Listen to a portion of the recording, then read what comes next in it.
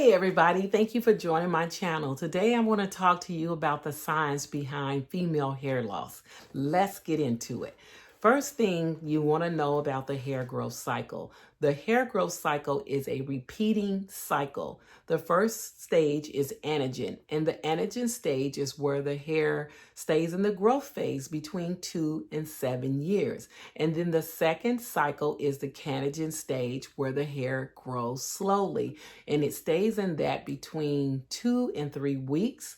And the final stage is the telogen stage. And basically that is the rest stage, where it stays there 2 to 3 months. You know how sometimes you say, oh, my hair is not growing. It could be in the telogen stage. And just know that the hair cycle is a repeating cycle. It goes from the growth to the slow to the resting. And it just keep going around and around. And also something that is important to know is that depending on what's going on with the body when it comes to hair loss, the hair growth cycle can be interrupted. Like if it's in the growing cycle, you could do something that makes it get into the telogen cycle. And the telogen cycle is definitely when the hair is shedding and it's going to detach itself from the bulb, and that's what's happening. But let's get into the science of the hair, okay? So the science behind the female hair loss is there is about 6 areas that I want to talk to you about. So the first science behind hair loss is hormonal imbalance. And what does that mean? We're talking about the hormones. You do know that there are male and female hormones that we all have. So let's talk about the male hormone, which is called anagen. So when the anagen increases in women, it causes something called DHT. And what DHT does, it causes the hair follicle to shrink, okay? That's a part of the hormonal imbalance. Then you have something when women are pregnant, their estrogen is high, which they are in the growth cycle of the hair, which is the anagen. But what happens when a woman after the birth, they go into postpartum. And what postpartum does, right after delivery, your estrogen drops. And when that estrogen drops, it causes shedding because it's in the telogen stage. And we call that shedding telogen effluviant. Okay, it's a very fancy word, huh? Telogen effluviant. I think that is so cute, but it's not cute. But one thing about telogen effluviant, all seriousness, it does not cause you to go bald. It kind of causes something that we call diffuse thinning, which means that your overall hair density is thin. And so that can come from telogen effluviant, okay? So your next one in the hormonal area is menopause. Menopause is when your estrogen decreases, okay? And then your anagen, which is the male hormone, increases. And when that happens, it triggers thinning. So that's one of the areas behind female hair loss, hormonal imbalance. So let's go to number 2, which is genetic, okay? Genetics also play an important role behind the science behind female hair loss. And so what is that? Female pattern hair loss. You may have heard of male pattern baldness, which where the men lose their hairline and going backwards, depending on the stage.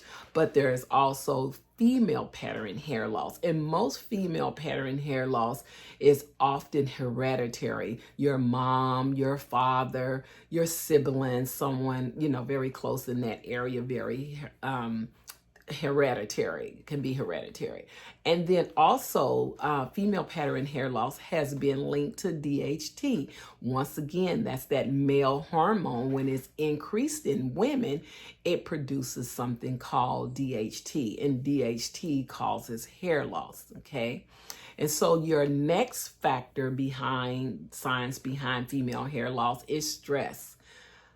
And stress, when I say stress, because we all have stress, I'm talking about chronic, unmanageable, unmanaged stress when major life events happens to us. And basically what that does when we traumatic amounts of stress, it increases our cortisol levels, and what it affects the health of the hair follicle when the cortisol levels are increased.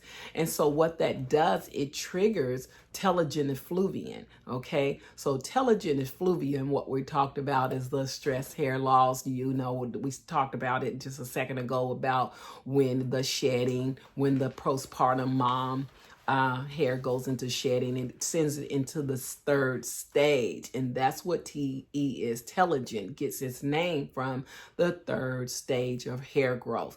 And so when you under stress, it triggers the telogen effluvium. What that means is pushing the hair in the telogen stage, which is the resting stage, the shedding stage where you lose the hair. So stress is behind female hair loss. And the next signs behind female hair loss is nutritional deficiency. Okay, so what does that mean? That means when you have a lack of iron, zinc, vitamin D, biotin, and protein. So when you have a lack of that, or when you low in those things, it's going to weaken your hair follicles, which means it disrupts the growth cycle. And once again, if the growth cycle is prematurely interrupted, it's going to send it to the third stage, which is the telogen stage. I don't know why it has to go all the way to the telogen stage. How come you just can't rest? But no, it just goes straight to the telogen stage, okay? So you definitely want to make sure not only managing your stress, but you also want to have physicals annually, check on your vitamin D levels, your iron levels, and they can tell you all the different levels, because you don't want to just go load up on a bunch of vitamins thinking that you're going to help your hair grow. You want to make sure that you're actually having some sort of deficiency. Now, you can take supplements, because supplements is an additional to you eating a full balanced meals, okay? So that's okay, but you don't want to just take additional vitamin D and things like that people are doing. You want to make sure that you are deficient. But as I said before, if you're taking supplements, a multivitamin and mineral supplement that's including vitamin D, that's fine. But just if you have also been diagnosed with low vitamin D, make sure you set up an appointment to go back to see your physician 3 months to see if your vitamin D has increased, because I know for a fact when I've had low vitamin D, my doctor never had me come back in to see if my levels were okay. So I think that's a good idea to go back and have some blood work to see where your levels are, okay? And then your next signs behind female hair loss is scalp health. This is so important, and stress, nutritional deficiency, and scalp health, you have control of those things. Sometimes genetic and hormonal imbalance can be a little bit out of our control because those things are internal, okay?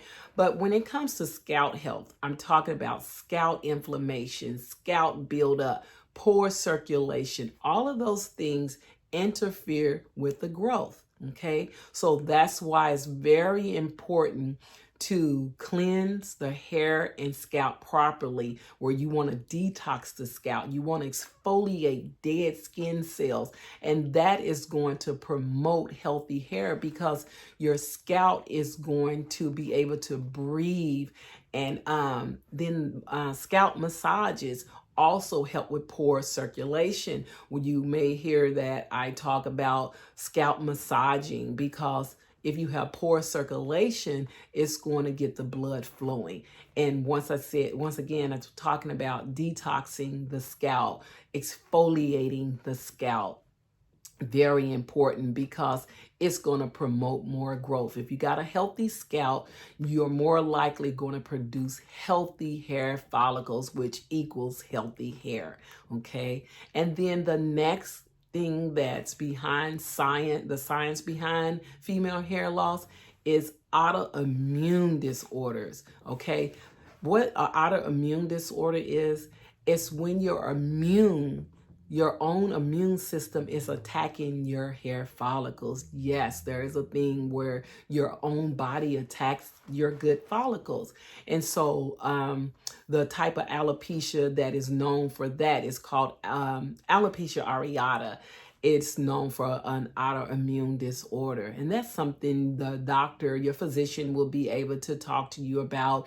And you would have to perhaps get on, I'm sure, medication to try to, they have something called JAK, J-A-K inhibitors, that they work with your autoimmune. I'm not sure all the, the pharmaceutical that they have for helping you, with your autoimmune. That's something you would have to see your physician about, but it is one of the signs behind female hair loss. So that's why once again, it's important for you to see your dermatologist. I mean, not your dermatologist, your physician, and have blood work so that you can see if you having any type of hormonal imbalances, any type of genetic issues, any type of, like I said, autoimmune. And so your final one for science behind hair, the female hair loss, is external factors.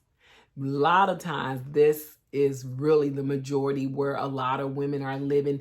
The styling, the choice of styling that they are doing, or improper styling, chemicals that are being used, such as relaxers, curly perms, harsh hair color, like bleaching, and all those, really do take a toll on our hair. And also medication can be a factor as well, like chemotherapy, birth control, thyroid medication, blood pressure medication. All of those are known to sometimes cause issues with hair loss. And so I hope that helped you, the science behind hair loss, the female hair loss.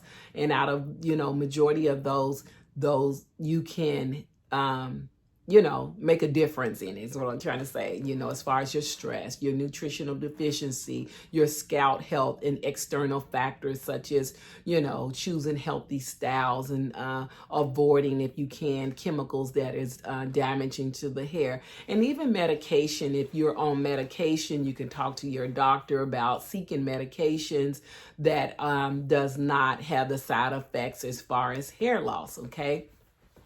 Thank you so much for watching me. My name is Deborah McCampbell. I'm the owner of Explicit Hair Studio, located in San Diego, California, hair restoration as well. I'm a board certified trichologist as well as a 31-year cosmetologist. And if you are interested in having any type of consultations to see if we could reverse the type of hair loss that you may be experiencing, please feel free to reach out to me on my website, which I would have in the description box, and you can book a consultation. If this was helpful to you, do me a favor, click the like button, hit subscribe, and also click the notification button. I come back every week with some very important information that I think would be useful and helpful to you. And do me a favor, can you leave me some comments, what you thought about this information, any questions that you may have on the information? I could address them quickly, as soon as time permits, I guess I should say. Thank you so much for watching. Just know, if you're experiencing hair loss, it doesn't mean it has to be permanent. Just look to, get some professional advice to see where you are. Just don't wait. Early prevention is the best. Thank you so much for watching. May God bless you, and I look forward to chatting with you again. Bye.